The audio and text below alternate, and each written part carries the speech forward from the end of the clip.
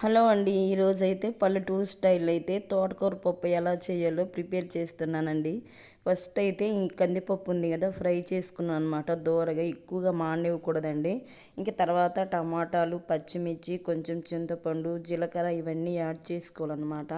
ఇవి యాడ్ చేసుకుంటేనే చాలా టేస్ట్ ఉంటుందండి. కొంచెం పసుపు కూడా వేసుకున్నాను. కారం ఇవన్నీ ఒకేసారి కలిపి పెట్టుకుంటున్నానండి.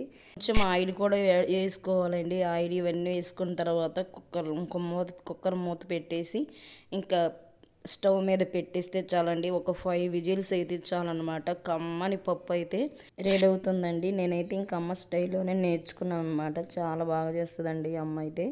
ఇక్కడైతే ఇంకా కుక్కర్ అయితే స్టవ్ మీద అయితే పెట్టేసి అనమాట. ఇంక ఇప్పుడు పప్పు అయితే ఒక 5 విజిల్స్ అయితే అయ్యిందండి. ఇంకా తర్వాత అయితే రుబ్బుకుంటున్నాను మా పప్పు గుత్తో. ఇప్పుడైతే పోపు పెట్టుకుంటున్నానండి. పప్పు అయితే చాలా టేస్ట్ ఉంటుందండి.